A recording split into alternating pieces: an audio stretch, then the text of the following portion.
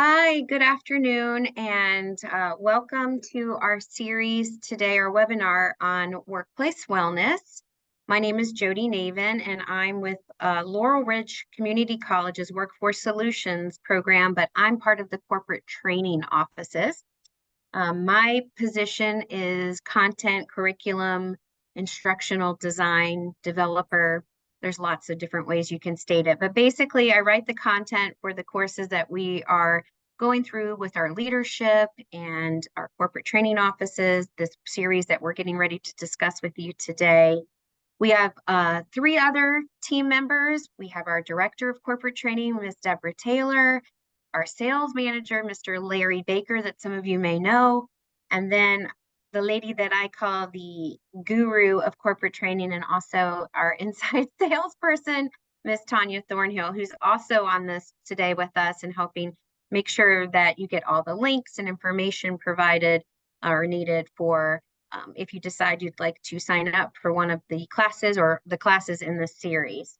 I'm also going to be chatting with Rachel Schaefer, and she is the Executive Director of Opportunity Scholars. So welcome, Rachel. We're glad you're with us. And awesome. We were thinking about expanding our services and how we want to continue to partner with our local businesses. We wanted to encourage a work-life balance and wellness amongst teams and their employees and their employers. And we found through some research and doing some surveys that one of the things a lot of local leaders, local business executives, they're worried about their employees' wellness. They're worried about their own work-life balance. How do we develop a less stressful work environment? Research suggests that more than ever, mental well-being is the focus of most employees, especially during this post-pandemic. And we're going to hope that it stays post-pandemic, aren't we, with all the new chitter chat about this nasty virus. So your takeaway after these next 30 minutes is basically, how can we help you build your own well-being while building a healthy team? So I'm going to take a quick moment and introduce one of our amazing adjunct instructors that we have here that helps facilitate classes for us, but also runs an incredible team herself with the Opportunity Scholars Program, Ms. Rachel Schaefer. I met Rachel my first month here at our Leadership Institute program. She was here for the graduation. She's been instrumental in helping our clients become confident in their own personal leadership skills. And I'm going to give her an opportunity to tell us a little bit about herself. Go ahead, Rachel. Thanks so much, Jody. Really honored to be asked to speak today. I can't believe this, Jody, but I've actually been with Laurel Ridge for 20 years as an adjunct. It's incredible. I've worked both on the credit side of the college for those students that come to class once a week for 16 weeks. And then the majority of the time I've been with Workforce Solutions as well. The thing that I absolutely love about Workforce Solutions is that we help people become better tomorrow than they are today through continual education. Today, we're talking about workplace wellness, which is such an important topic, not only through the work I do as an adjunct at Workforce Solutions, but also what I'm doing at Opportunity Scholars. So as Jody mentioned, I am the Executive Director for Opportunity Scholars, which is located in Winchester, Virginia, and we have just expanded actually into Loudoun County as well. We also service Frederick County and Clark County.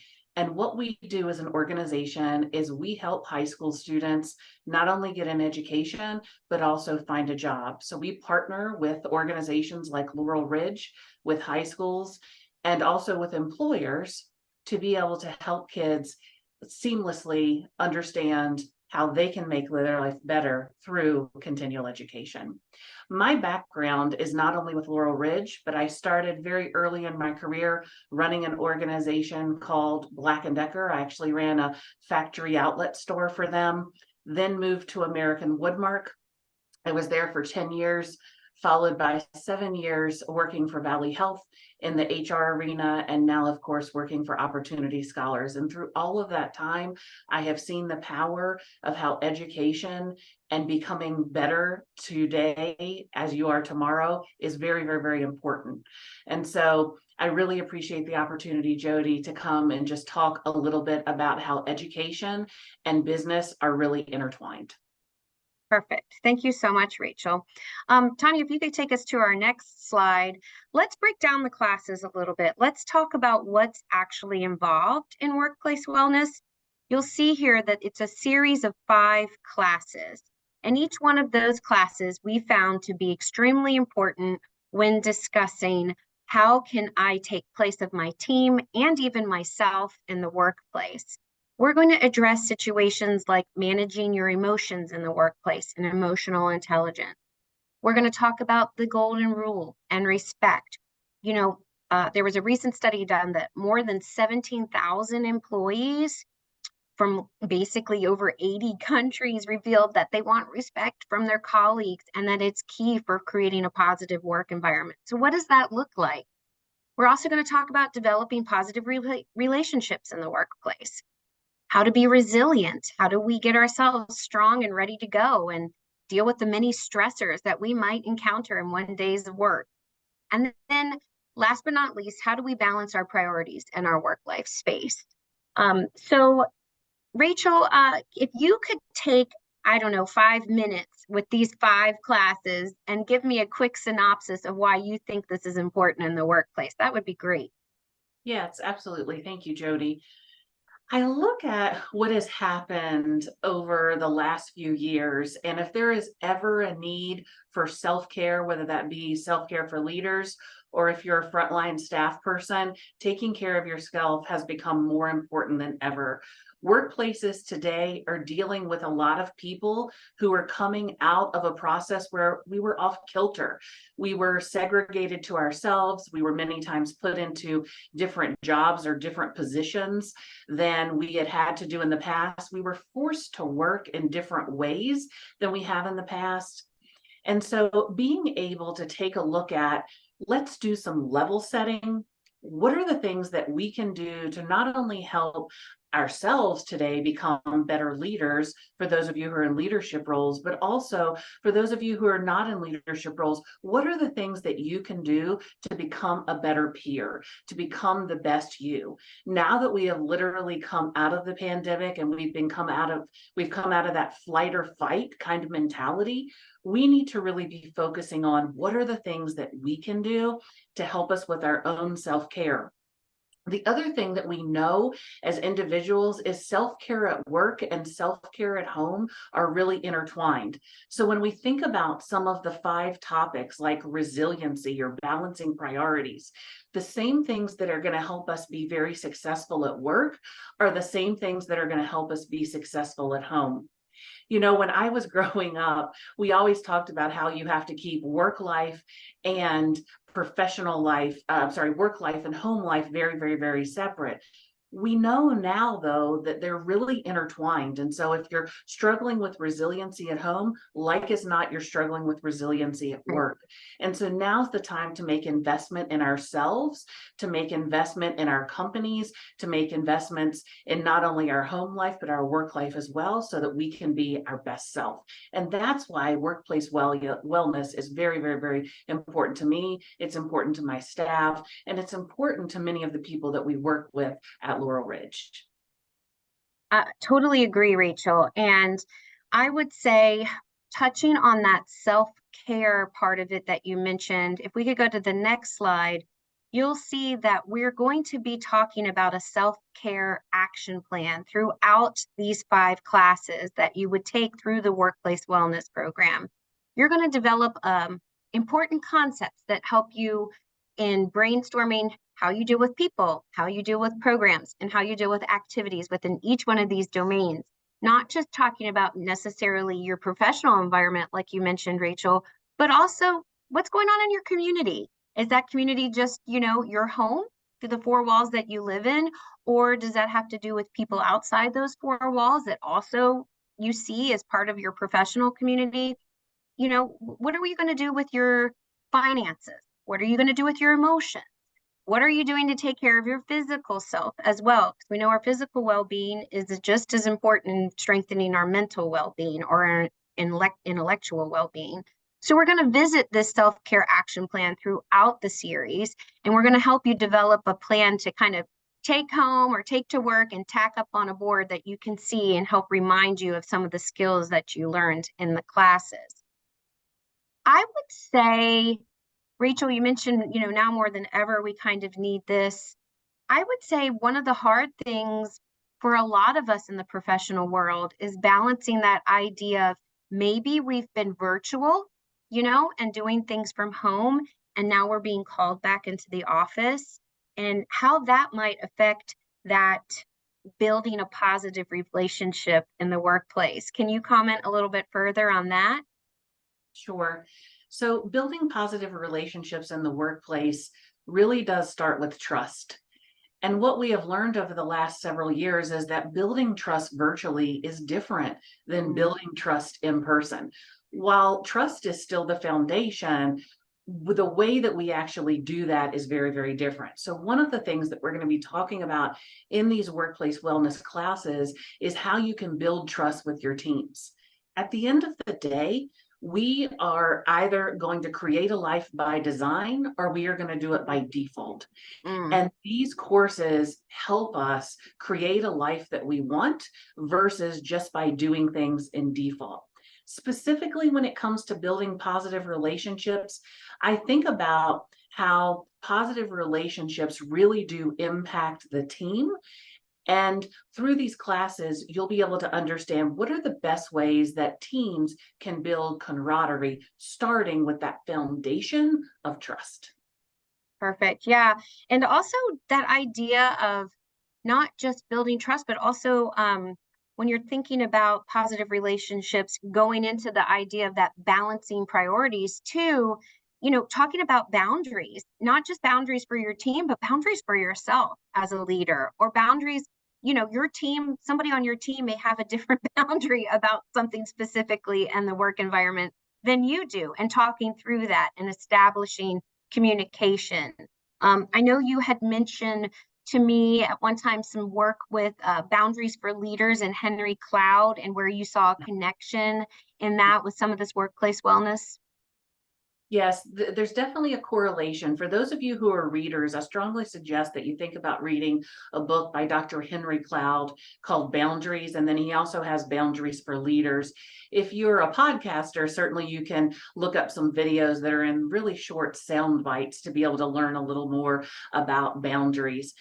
We have a lot of opportunities for distractions out in the world.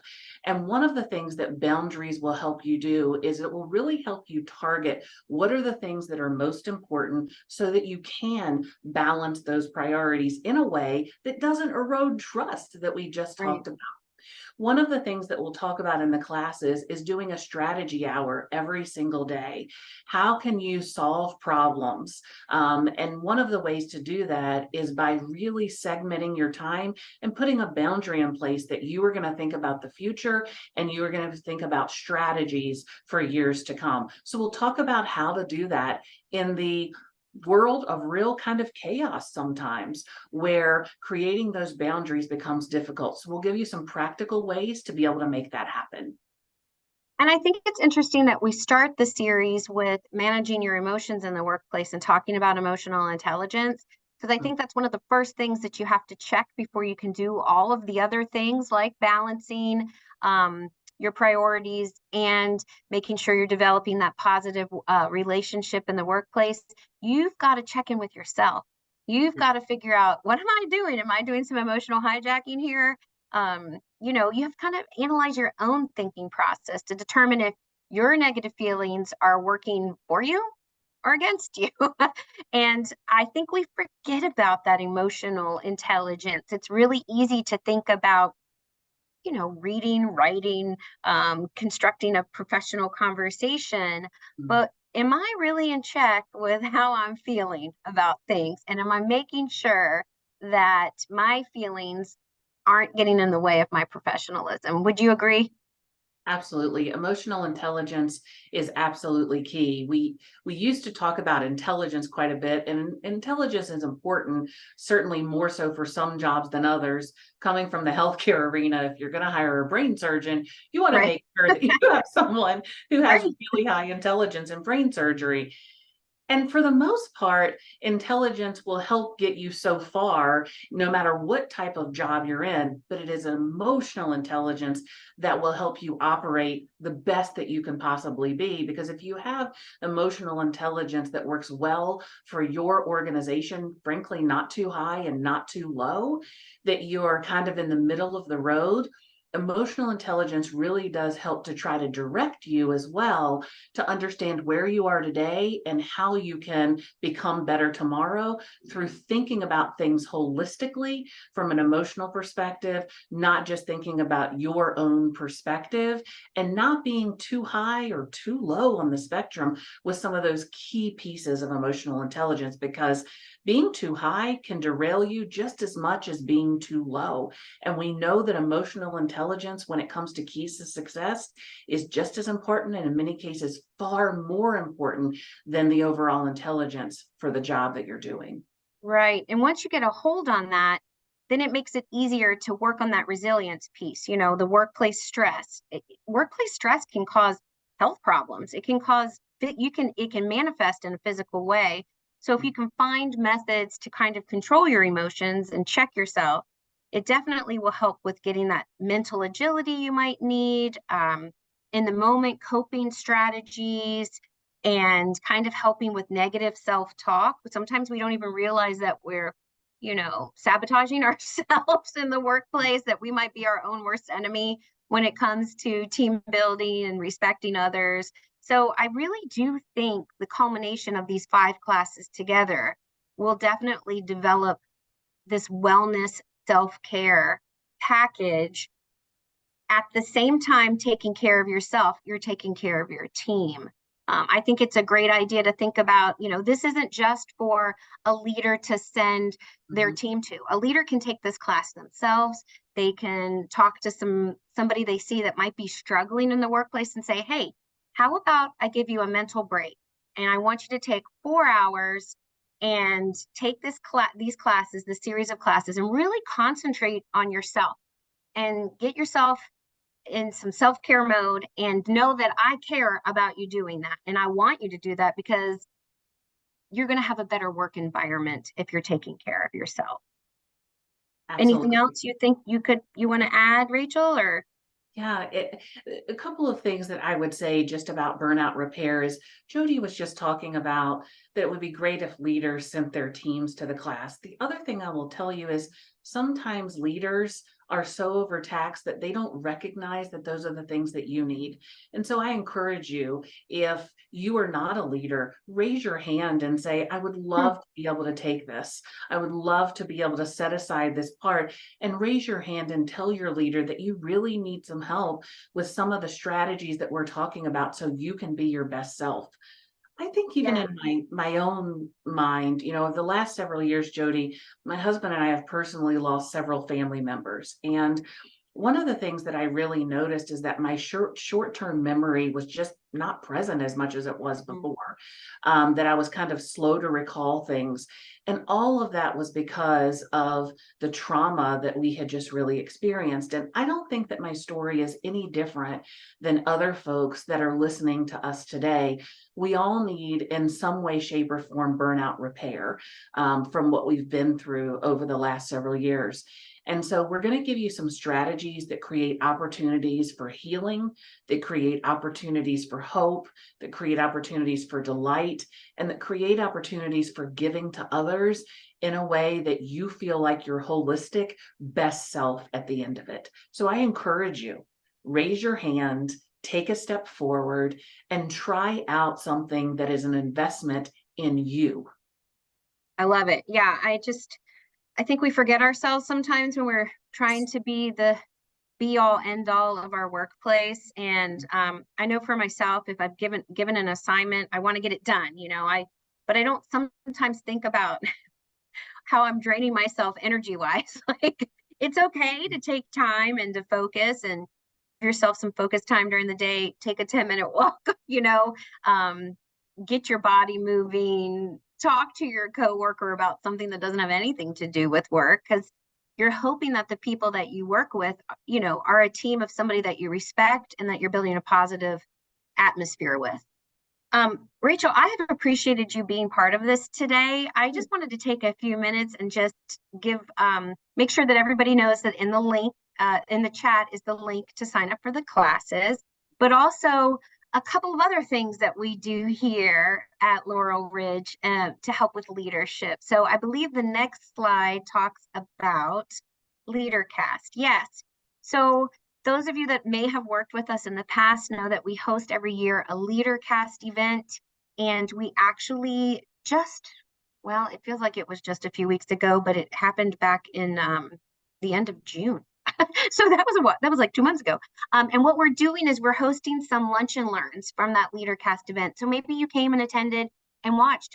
Rachel and I mentioned Henry Cloud. He was one of the speakers for LeaderCast. And if there was something that you enjoyed that Henry Cloud spoke about, we're more than happy to sit down with you and your team. It can be an hour during your lunch. It can be in person, virtually, whatever the case may be, where we can go over some key concepts from that LeaderCast event. And we would love to have a lunch and learn with your team. Another thing that we do here is we offer our Leadership Basecamp classes, our Leadership Institute, our Leadership Excellence program. And these can be for all levels of leadership. And of course, any of those classes that we have, we can customize to your offices or your team's, work event or schedule. You may not want to come to a class that's every other week, or you might need to have 3 classes in 6 months. Whatever the case may be, our whole goal is hoping to help your team build themselves in a leadership way, whatever that might mean. It might mean navigating some difficult conversations. It might mean talking about employee retention. It might mean, hey, our HR department, we need to understand, what does it mean to be in human resources? What is that? Especially for new leaders. We know people go from post-COVID, were promoted very quickly into leadership positions, and some of them are facing challenges they haven't faced before. And you've been a part of that, right, Rachel, as far as leadership goes? Absolutely. Yes, I teach several of the different Leadership Institute classes and have in the past. And I tell you, Jody, one of the highlights of doing that is not only seeing the participants' progression, specifically with Leadership Institute, because it lasts for months and months and months. So you go to a class every few weeks progressively, and the classes are different. And I just love to see the growth in people. And also what I see is, we have a people from one particular organization that come one year, and then the next organization, some of their colleagues come. And I love to hear the stories about the people who have come to the classes. They've really engaged. They start to do and utilize some of the tools that we give them in those classes, and then they've been able to succeed. I think about one particular person that came to class years and years ago, probably 4 or 5 years ago, came to Leadership Institute, went through all of the classes. That person was in a supervisory role at the time, and I saw him not too long ago, and he is the vice president of one of the largest employers in our region now. And we talked about some of the things that he learned in that class and what were the specific things that he did to really help to boost his career. So when we talk about the classes, it's not just coming to a class, it's about utilizing the tools outside of that and really digging in. Because if you do what we are providing to you, if you utilize the resources and you do the work, it does work. So I encourage you, tap into these wonderful resources that are right here in the Shenandoah Valley at all the different campuses that we have for Laurel Ridge, because you are going to be able to better yourself. You're going to be able to also better your team. And by the way, these leadership classes are many times attended by people who are not currently leaders. They may be people that want to be leaders in the future. So don't feel like that because we say Leadership Institute that it's only for leaders. If you're someone that really is interested in becoming a leader, we can help you as well. Awesome. Well, I know that Tanya put in the chat that we do have a LeaderCast Super Teams event coming up in November, and then we already got the title for the next LeaderCast event next summer called GOAT, and yes, that means Huh? something. Um, but I just want to take this last few minutes here to tell Rachel, thank you. I appreciate you Sure. being part of this. We love what you're doing with Opportunity Scholars. We love what you do for us. We get rave reviews about your instructing, and we appreciate you so much. Tanya, thank you today for running the chat for us and making sure all those slides were functioning. And if you have any questions, please refer to the email provided, the website provided. And we are just looking forward to seeing as many of you as possible signed up in these classes and working towards promoting your wellness in the workplace. Thanks again for attending, and we'll chat with you soon, hopefully. Thank you. Be well.